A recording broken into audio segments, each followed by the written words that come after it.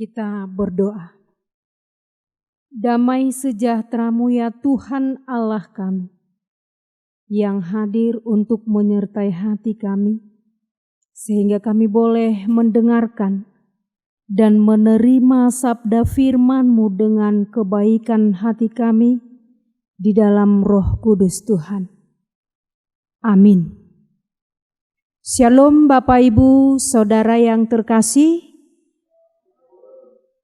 Pada minggu yang berbahagia ini, kita akan dikenyangkan oleh firman Tuhan Allah yang tertulis di dalam surat Rasul Paulus kepada jemaatnya Korintus yang pertama, yakni dari pasal yang keempat dimulai dari ayat 1 sampai ayatnya yang kelima. Demikianlah firman Tuhan. Tuhan adalah satu-satunya hakim.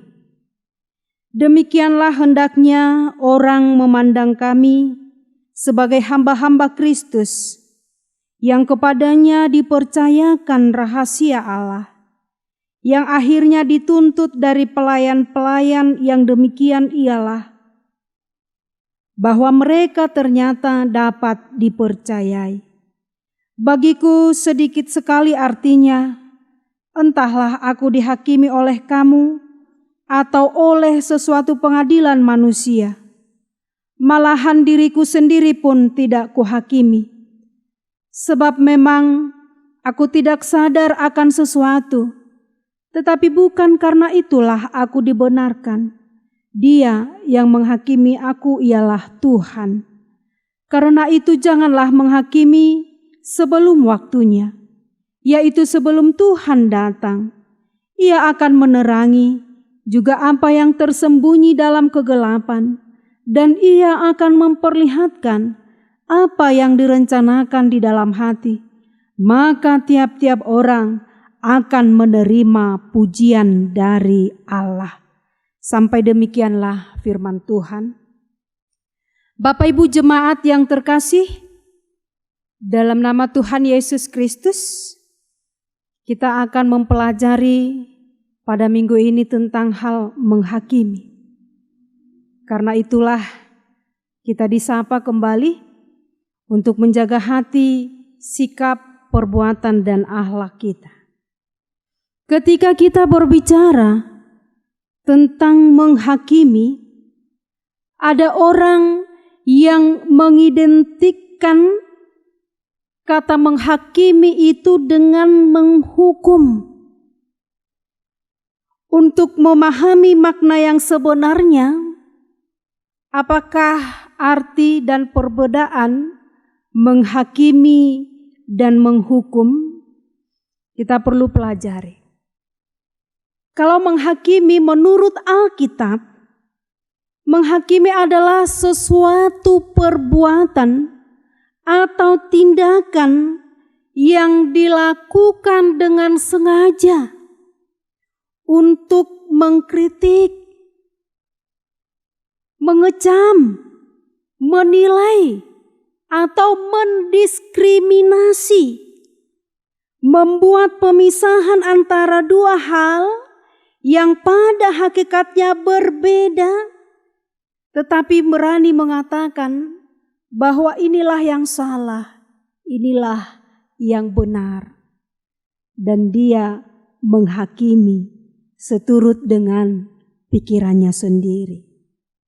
Kalau menghukum atau penghukuman artinya adalah menjatuhkan hukuman atas kesalahan yang memang dilakukan atau asas pelanggaran yang memang telah dilakukan oleh seseorang.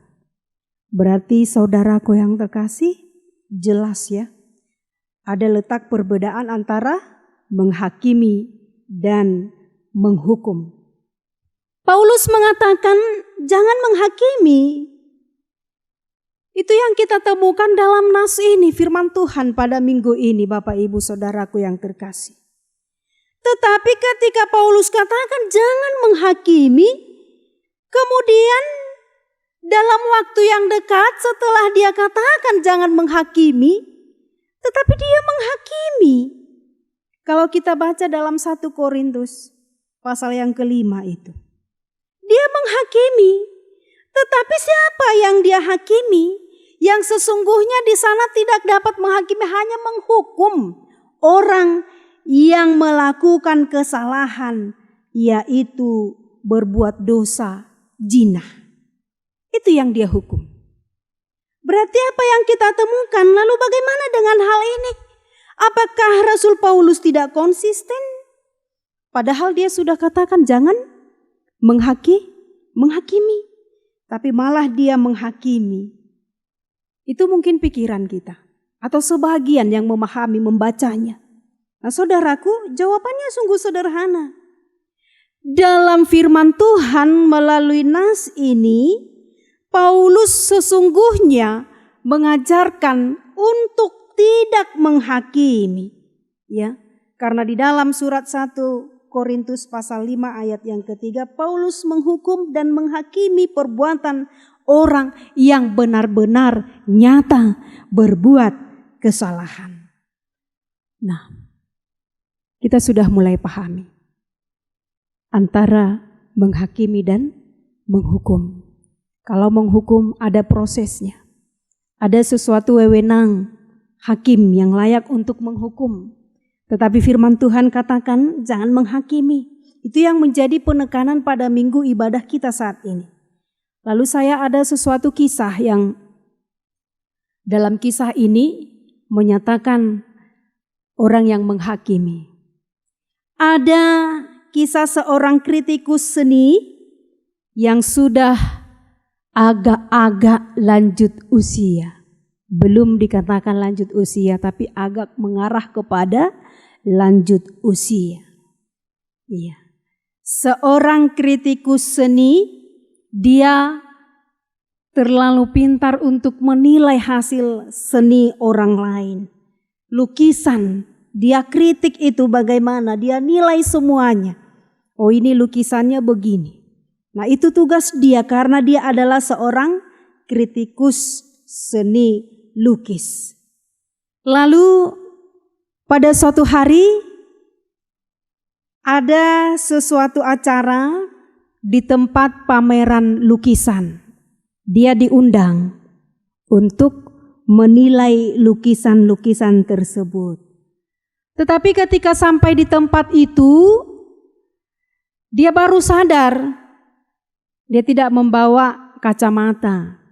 Akhirnya kita tahu Manginang kurang penglihatan dengan jelas.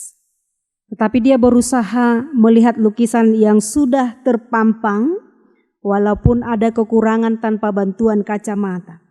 Dia mulai menilai, melihat dengan cara agak melotot sedikit supaya jelas dia lihat. Lukisan yang pertama, sang kritikus mengatakan ini tidak layak sebagai lukisan. Dia lihat, tidak, ini bukan lukisan, kurang. Lalu lukisan berikutnya dia lihat, ini juga kurang. Dia melihat lukisan-lukisan yang lain yang ada di tempat pameran tersebut dengan celaan. Dia mencela hasil karya orang lain dengan mengatakan tidak ada yang layak. Lalu dia melihat sebuah figura. Bapak Ibu Saudara yang terkasih bisa tahu figura itu kita bisa bercermin di dalamnya. Ketika dia melihat figura yang besar berwarna keemasan dan ia mendekatkan wajahnya untuk melihat, dia melihat semakin dekat, lalu dia lihat ada sesuatu lukisan yang seram, jelek. Lalu sang kritikus mengatakan, oh ini lukisan yang sangat buruk sekali. Bagaimana pelukis melukiskan ini? Buruk sekali. Lalu dia komplain dan ingin menjumpai pihak galeri. Lalu dia ingin mengatakannya. Dia selalu menggerutu katakan, saya lihat lukisan pertama, kedua, berikutnya tidak ada yang bagus. Lalu apalagi yang di tempat ini, figura yang dia lihat semakin mendekat, dia lihat, wah semakin jelek. Semua buruk, tidak ada yang bagus. Dia mengatakan demikian. Dia memandang dan memandang sambil dia lihat, oh buruk sekali. Akhirnya dia geram. Dia sampaikan, tetapi istrinya mengatakan, sayangku, tunggu. Jangan katakan sayang. Apa yang kau lihat di figura itu adalah gambarmu sendiri. Dia tidak sadari bahwa yang dia lihat di figura itu adalah sosok wajahnya yang menyeramkan. Iya, sangat menyeramkan sekali. Itu adalah wajahmu yang kamu lihat. Kamu sabar. Nah, demikianlah dalam kehidupan seseorang, kehidupan pribadi lepas pribadi, terkadang tanpa kita sadari Bapak Ibu, saudara yang terkasih, kita mencela, menghakimi orang lain tanpa melihat diri kita sendiri. Sama seperti sang kritikus tadi, kritikus seni. Dia mencela lukisan demi lukisan, padahal penglihatan dia yang kurang jelas. Lalu ketika dia melihat figura itu, dia, oh ini paling buruk dari segalanya. Ini jelek sekali.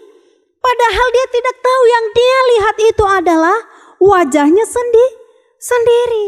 Karena dari figura itu bisa bercermin. Jemaat yang terkasih, dari cerita itu kita harusnya belajar. Berhentilah untuk memperlihatkan kebodohan kita sendiri. Amin. Ketika kita lebih sering untuk mengata-ngatai orang lain, bahkan dengan perkataan kita tanpa kita sadari kita sudah menghakimi orang lain, saudara kita dan sesama kita sudah memperbodoh diri kita sendiri. Maka marilah, jangan engkau menghakimi. Apa Tuhan katakan dalam firman-Nya? Dalam Injil Matius dikatakan, mengapa engkau melihat selumbar di mata saudara? Ya, selumbar itu adalah sesuatu benda yang sangat begitu kecil. Tetapi dia bisa melihat. Dia bisa melihat itu. Dia sangat mampu melihat segala kekurangan dari orang lain. Tetapi apa kesalahan dalam diri kita? Kita tidak mampu melihatnya. Balok di mata sendiri tidak dapat dilihat. Luar biasa firman Tuhan ini, Amanginang. Ya, luar biasa sekali. Terkadang kita menilai orang tanpa kita melihat yang sebenarnya bagaimana sifatnya. Kita katakan, oh si A itu sombong. Ketika kita katakan si A sombong, kita sudah menghakiminya, dia orang sombong. Padahal belum tentu dia orang sombong. Oh si B itu orangnya pelit. Nah kita menghakimi dia pelit. Padahal sebenarnya belum tentu dia orang yang pelit. Oh si C orangnya begini. Nah jangan engkau menghakimi supaya kamu tidak dihakimi.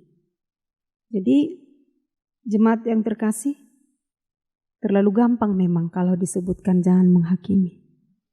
Tapi kita sering melihat orang yang salah, kita langsung hakimi dia. Padahal kita tidak tahu bagaimana apa penyebab seseorang itu melakukan kesalahan. Ya, kita tidak tahu mengapa dia melakukan hal itu. Maka marilah belajar.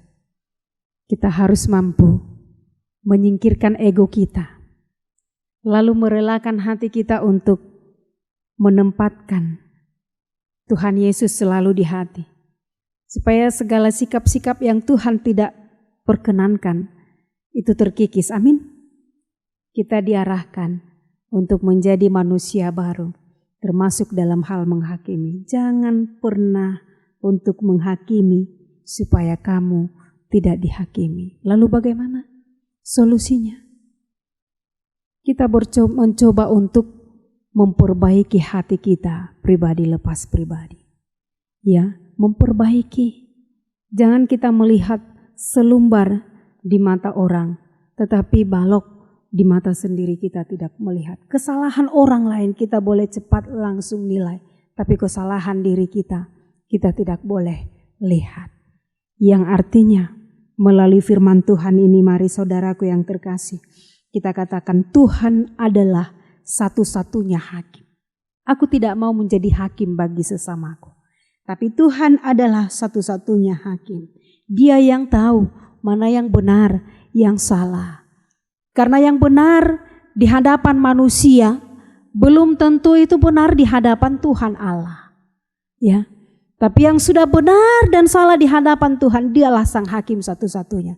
Kita tidak boleh memutuskannya karena kita tidak punya wewenang dengan itu semuanya. Jemaat yang terkasih, biarlah kita kembali dari rumah Tuhan ini dengan membekali hati dan pikiran kita untuk menyingkirkan kebiasaan atau bad habits itu tadi, suka menghakimi orang lain tanpa memandang kekurangan dalam diri sendiri. Amin. Kita berdoa. Kami bersyukur kepadamu ya Tuhan Allah kami, atas segala anugerah dan berkat-berkat-Mu bagi kami. Engkau memberikan kesehatan, sukacita bagi kami semuanya. Dan kami semakin diberkati ketika Tuhan menyapa kami lewat firman-Mu yang mengajari kami Tuhan untuk tidak menghakimi sesama kami. Tuhan, kami mau hati kami ini semakin baik di hadapan-Mu. Pakailah kami Tuhan untuk menjadi saluran berkat bagi gereja kami, gereja-Mu, keluarga kami dan masyarakat semuanya Tuhan. Melalui akhlak pikiran kami yang semuanya itu berkenan di hadapan Tuhan. Berkati kami Tuhan seluruh jemaat-Mu, supaya senantiasa dalam pekerjaan kehidupan kami selalu mengandalkan nama-Mu yang kudus. Terima kasih Tuhan, berkenanlah atas doa kami dan kehidupan kami di dalam Kristus Yesus. Amin.